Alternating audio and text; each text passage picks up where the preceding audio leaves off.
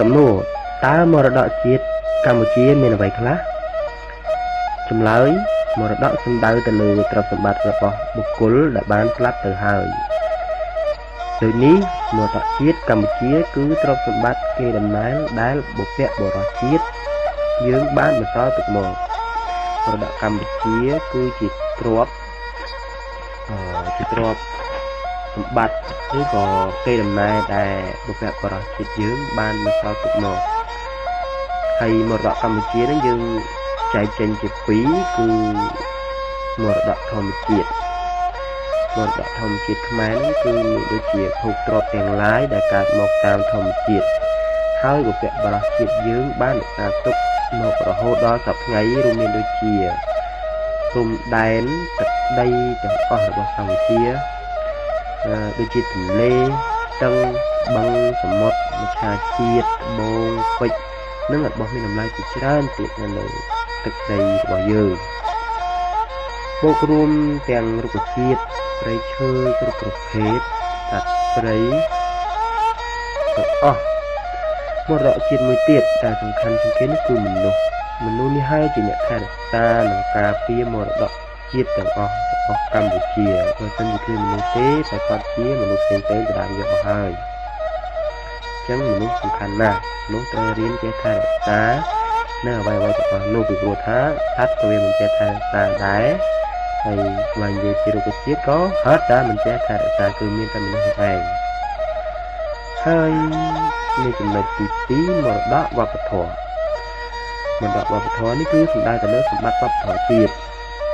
ជាសម្បត្តិដែលបុព្វបុរសជាតិកសាងនិងបង្កើតឲ្យមានឡើងសម្បត្តិទាំងនោះមានដូចជាកេតនភ័ណ្ឌជាតិដូចជាប្រាង្គប្រាសាទផ្សេងៗដូចជាប្រាសាទអង្គរវត្តប្រាសាទទីស្រីប្រាសាទបាយ័នប្រាសាទព្រះវិហារនិងប្រាសាទជាច្រើនទៀតដែលបន្សល់ទុកនៅលើទឹកដីប្រទេសយើង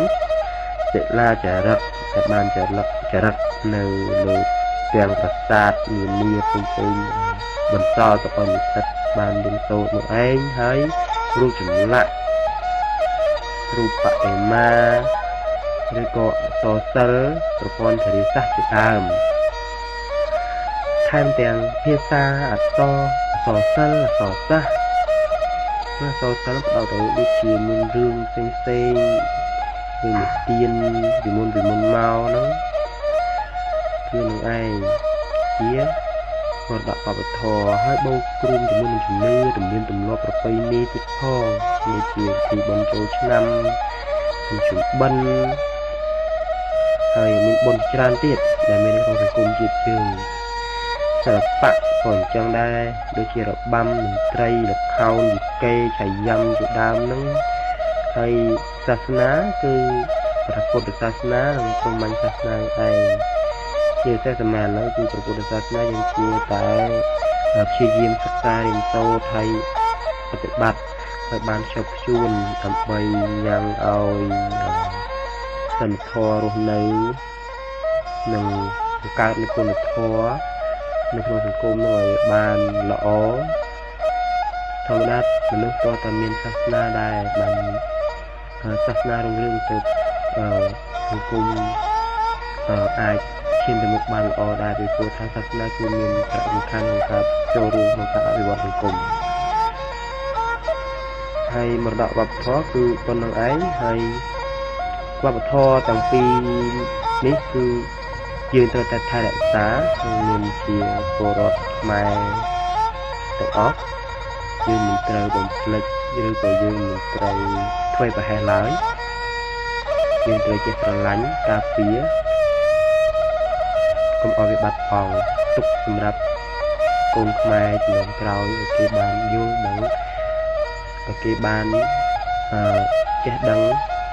បានសិក្សាស្វែងយល់បន្ថែមទៀតបន្តកូនបន្តចៅរហូតកុំឲ្យបាត់បង់អស់ការបកស្រាយជំនួស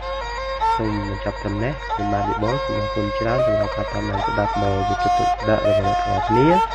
ហើយកុំភ្លេចចូលរួមឆែកនៅក្នុងគេហទំព័រ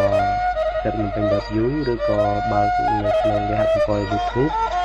ហើយវាក៏ថាគាត់មិនទៅលើកយូរលោកអ្នកនៅបានឃើញនៅវីដេអូជាច្រើនដែលយើងបានអាប់ឡូតទៅ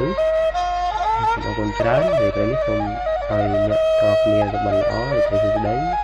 សុខសប្បាយរីករាយជាមួយនឹងជីវិតថ្មីនៅថ្ងៃស្អែកអរគុណច្រើន